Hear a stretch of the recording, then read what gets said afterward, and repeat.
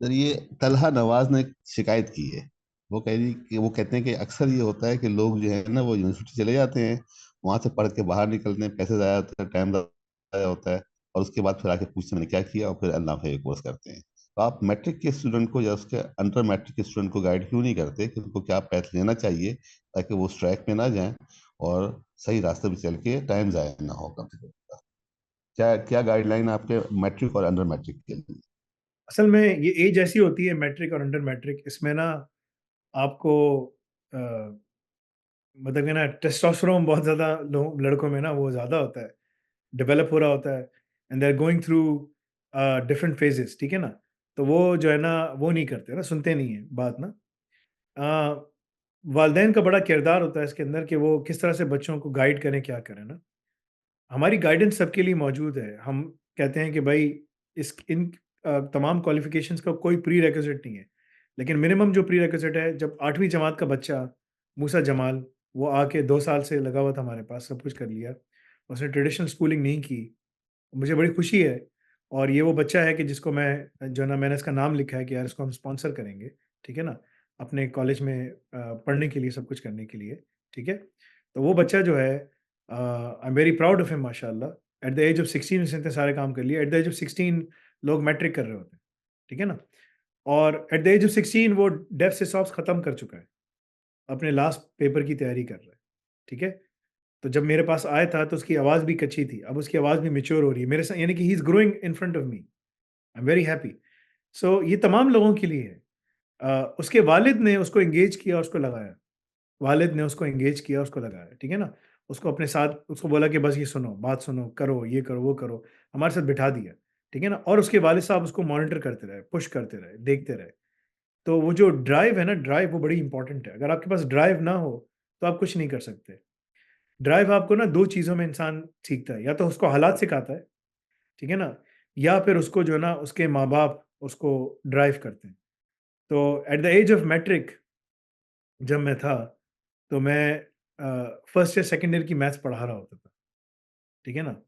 सही है? O levels में, ठीक है ना? तो when I was doing that, ठीक है ना? I was teaching way above above those things. Uh, और ट्यूशन एक ज़माने में बड़े अच्छे हालात थे, सब खत्म हो गया, सब ज़ीरो पे आ गए हम लोग। अल्लाह ताला ज़ीरो पे ले आया क्योंकि अल्लाह ने उठाना था। तो करते-करते जो है ना मैं पैदल जाता था। तो हाल कुछ लोगों को इंसान अल्लाह ताला हालात के ज़रिए सिखाते हैं, कुछ लोगों को अल्लाह ताला जो है ना उसके ज़रिए माँ-बाप के ज़रिए सिखाते हैं। और मेरी जो माँ मुझे बोलती थी, बिल्कुल पढ़ी-लिखी नहीं है, 8 जमातें पास है, ठीक है ना? तो वो कहती थी कि भई जो है ना तालीम बेटा तुम्हारी कोई नहीं ले सकता, दौलत तुमसे आके छीन के ले सकते हैं, तालीम तुम्हारी कोई नहीं ले सकता। उसके बड़े अजीब-अजीब जो है ना मुहावरे होते हैं पश्तो में, ठीक है? तो उसको तंग नहीं करना चाहिए, वो बदू है एक, ठीक है ना? वो बदुआ दे दे तो खतरनाक है, दुआ दे दे तो बहुत ज़बरदस्त है, ठीक है? तो मैं इसके साथ बड़े मज़े लेके बात करता हूँ। अल्लाह ताला उसको सलामत रखे, और अल्लाह ताला मुझको और मेरे माँ-बाप को साथ, अल्लाहुम्मा इन्नी अस्अलुका शहादतैन फिल मस्जिद नबी सल्लल्लाहु अलैहि वसल्लम, ये मेरी दुआ होती है, अल्लाह ताला हम तीनों को साथ अपने पास मिलाए। तो मुझे अपनी माँ से बहुत मोहब्बत है, अपने बाप से बहुत मोहब्बत है। बाप मेरा थोड़ा सख्त आदमी है, उसको समझाता रहता हूँ बस, लेकिन ख़ैर है। बट द पॉइंट इज़ के you have to be strict, ठीक है ना? And you have to guide your children. So ये माँ-बाप जो सुन रहे हैं, उनको अपने बच्चों को गाइड करना पड़ेगा कि क्या करना चाहिए। अदरवाइज़ जो ट्रेडिशनल एजुकेशन सिस्टम है, ये तबाह और बर्बाद कर देगा उनको, और वहाँ पर जाने नहीं देगा उनको ना। वो उसी मिल में से पिसते हुए आ रहे हैं। तो अगर जब तुम लोग को नज़र आ रहा है कि यार लोग जा रहे हैं और नीचे गिर रहे हैं खाई में, और मेरा बच्चा भी जा रहा है नीचे खाई में गिर रहा है, तो मत जाने दो ना, उसको बचाओ।